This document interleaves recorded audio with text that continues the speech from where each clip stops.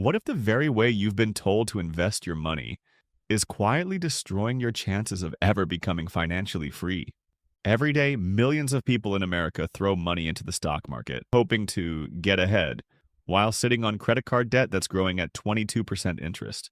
That's the equivalent of losing one-fifth of your money every single year. It's insane.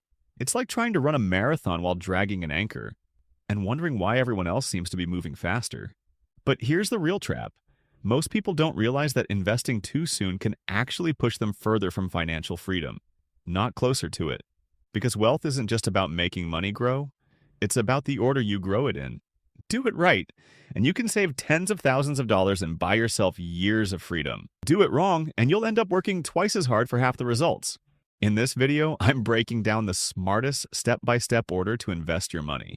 The same framework used by financially independent people who quietly build wealth while everyone else is chasing the next hot investment. And trust me, the secret isn't what stock to buy or what app to use. It's the order you follow. By the end of this video, you'll know exactly where every dollar should go, from your first paycheck to your future retirement, and why the first few steps most people skip are the ones that separate financial peace from financial chaos. So if you've ever felt like you're earning decent money but still can't seem to get ahead, this might be the most important 15 minutes you'll ever spend on your finances. Let's start by fixing the foundation, because freedom doesn't come from luck, it comes from order. All right, let's start with the step most people skip, but shouldn't. Let me ask you something. If your car broke down tomorrow, could you afford the repair without reaching for a credit card? That question used to haunt me, because the truth is most Americans can't.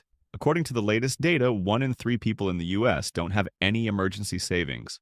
And the median emergency fund? Just $500. That's less than a single rent payment, let alone job loss, hospital bill, or anything life decides to throw at you. Now I get it. Emergency funds sound boring. They don't earn you flashy returns. They don't make headlines. But they're the one thing standing between you and financial panic. An emergency fund isn't just money in a savings account. It's mental armor. It gives you the power to say, I'm okay. I don't have to make a desperate decision today. Without that safety net, one unexpected bill can undo years of progress. It's why so many people cash out investments at the worst times, rack up high-interest debt, or give up on their plans altogether. And so, how much do you actually need? Forget vague rules like 3 to 6 months. Here's a better framework. Step 1. Save your first $1,000 as fast as possible. This handles most minor emergencies and builds instant confidence. Step 2. Get to 1 full month of expenses. You'll feel the difference in your stress levels. Step 3.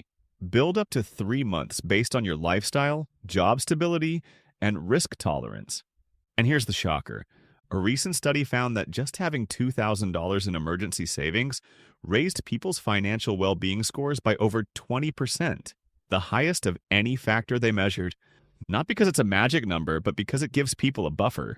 And buffers change everything. So before you try to build wealth, build your wall. Because investing with no emergency fund is like jumping out of a plane and hoping you packed a parachute. Now let's talk about the money leak you probably feel every month. If emergency funds protect your future, debt quietly eats it alive. And I don't mean all debt. I'm talking about the toxic kind. Credit cards, payday loans, and anything charging you more than 8% interest. This kind of debt isn't just expensive, it's relentless. It adds pressure to every decision you make. It steals your sleep. It makes you feel like you're sprinting uphill, carrying a backpack full of guilt and shame. But the worst part? It's invisible. You can't see compound interest working against you until it's too late. Let's break it down.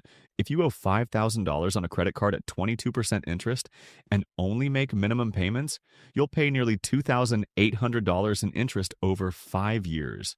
That's almost half of what you borrowed. Flush down the drain. And here's the kicker. Every dollar you use to pay off that debt is like getting a guaranteed return of 22%. That's higher than Warren Buffett's long-term average. Let me say that again. Paying off your credit card is a better investment than almost any stock pick you'll ever make. So how do you get rid of it? You've got 2 battle-tested methods. Avalanche method. List all your debts. Pay minimums on everything except the one with the highest interest rate. And throw every extra dollar at that. This saves you the most money over time. Snowball method. Pay off the smallest balance first, regardless of interest rate. This builds momentum and emotional wins fast. The math favors avalanche. The mindset loves snowball. My advice? Start with snowball if you're stuck, then shift to avalanche once you've built belief. Either way, the goal is the same. Eliminate every dollar of high-interest debt before you put a single extra dollar into investments. Because wealth is about momentum, and nothing kills momentum like dragging 22% dead weight behind you. Here's the only time I'll say it's okay to not pay off debt first. I know what you're thinking. Didn't you just say to kill your debt before investing a dollar? Yes, with one major exception. If your employer offers a 401k match, that is the one time you should pause your debt payoff and grab what's basically free money. Employer matching is one of the few places in life where you can get a 100% guaranteed return instantly. Here's a common example. Let's say your company offers a 50% match on up to 6% of your salary. You earn $50,000. If you contribute 6%, $3,000, they'll throw in $1,500. No questions asked. That's a 50% return before your money. That's a 50% return before your money even touches the market. Try finding that return anywhere else. You won't. Now, should you ignore your credit card debt for years while you max out your 401k? Absolutely not. Here's the smart play. Contribute just enough to get the full employer match, not a penny more. Then pour every remaining dollar into destroying high-interest debt. This hybrid approach lets you capture one of the biggest financial wins available to working Americans while still making progress toward financial freedom. Just one warning. Some companies have something called a vesting schedule, meaning you only keep the matched money if you stay for a certain number of years. If you're planning to leave your job soon, check that first. But even then, most of the time the math still checks out. So yes, in this case, ignore the debt first rule. Because saying no to an employer match is like walking past a stack of cash with your name on it. Now, let me show you the retirement move that's crushing people quietly. So you've got your emergency fund, you're crushing your debt, you're getting that employer match. Now what? Welcome to one of the most misunderstood and misused tools in personal finance, the IRA.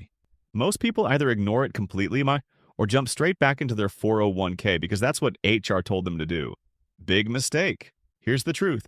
IRAs give you more control, lower fees, and more investment options than almost any employer plan. Let's break that down. Your 401k is tied to your job, and most corporate plans offer a limited menu of mutual funds, many of them packed with hidden fees. We're talking 1% to 2% annual fees that quietly eat away at your growth year after year. It doesn't sound like much until you zoom out. Imagine two people each invest $10,000 a year for 30 years at a 7% return. One pays 0.04% in fees with a low-cost index fund through an IRA. The other pays 1.5% in fees through their 401k plan. The result? The low-fee investor ends up with around $1 million. The high-fee investor ends up with just $700,000. That's a $300,000 difference, all because of fees. You didn't invest less. You just fed more of your returns to someone else. IRAs, like especially Roth IRAs, let you choose from the entire universe of index funds, ETFs, and more. You're in control. You pick the fees, you own the outcome. So after you get your employer match, open an IRA. Choose low-cost index funds, think 0.03% to 0.08% expense ratios. Max it out, currently $7,000 per year, or $8,000 if you're 50 or older. Then, and only then, do we talk about putting more into your 401k. Because what you keep is more important than what you earn. And fees are the termites of wealth. Slow, silent, and devastating if you don't catch them early. Now, this next account is a total game changer. And no one talks about it. If I told you there's an investment account that gives you a tax break when you contribute, grows tax-free while invested, and lets you withdraw money completely tax-free, would you think I was joking? Welcome to the HSA Health Savings Account. It's hands down one of the most powerful and underrated tools in personal finance, and yet barely anyone uses it correctly. Here's how it works. You contribute with pre-tax dollars, just like a 401k. The money grows tax-free as long as you invest it. And here's the kicker. If you spend it on qualified medical expenses, the withdrawals are 100% tax-free, even in retirement. That's what makes the HSA a triple tax advantage account.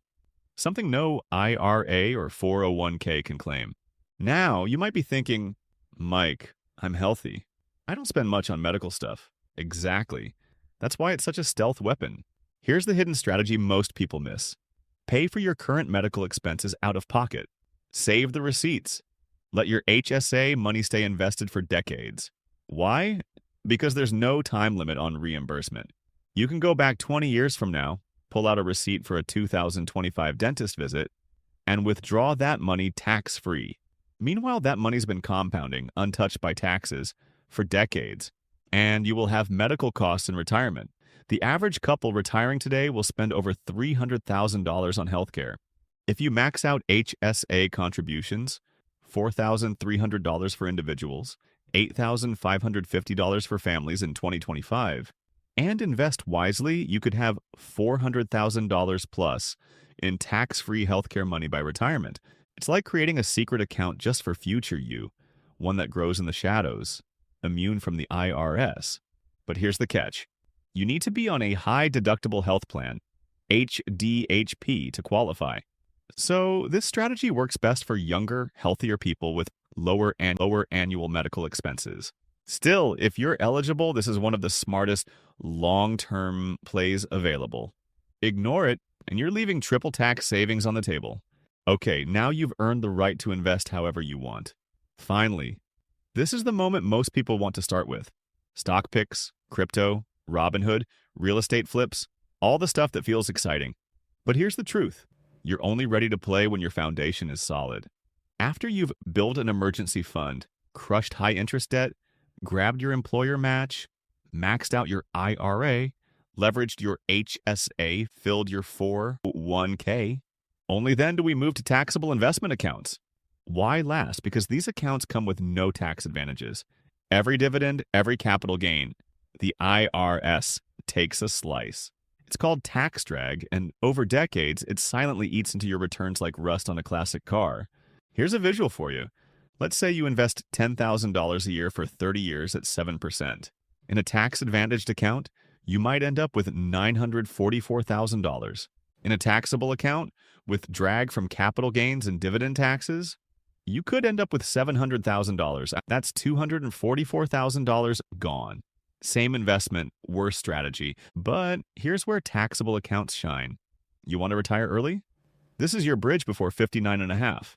Saving for a house down payment in 5 years? Taxable is flexible. Want to leave a legacy? These accounts get a step up in basis, which can eliminate taxes for your heirs. So yes, taxable accounts have a place. But they're the cherry on top, not the cake. Play the long game first, then take your shots. Because true financial freedom isn't built on risk. It's built on strategy. This is where most people give up. But here's why you won't. Most people never make it this far. Not because they're not smart, but because they get trapped in comfort. It's easier to ignore credit card debt and chase a hot stock dip. It's easier to spend than to save. It's easier to stay in the chaos, paycheck to paycheck, because at least it's familiar, but you're not most people. You made it to the end of this video because deep down, you know that real freedom comes from long-term discipline, not short-term dopamine. And yes, delayed gratification is hard. It's not sexy. It's not viral, but it's what builds real wealth, real freedom, real peace of mind. Every time you choose to invest in your emergency fund instead of splurging, you're building strength. Every time you pay off high-interest debt, you're reclaiming power. Every tax-advantaged dollar you invest is a brick in your foundation for freedom. The difference between being broke and stressed at 60 versus financially free at 50 often comes down to one thing: sequence. And now you know that sequence. So the next time someone brags about their latest crypto gain or stock win, just smile. Because you've got something far better, a plan that actually works. All right, here's your next move from here. Let's bring it all together. The smartest order to invest your money looks like this. Step 7, taxable investment accounts. Step 6, max out your 401k beyond the match. Step 5, maximize your HSA. Step 4, max out your IRA. Step 3, contribute enough to get your employer match. Step 2, pay off high interest debt. Step 1, build your emergency fund. This is your wealth pyramid. Solid, strategic, and scalable. Now here's your move. Comment below with what step you're currently on.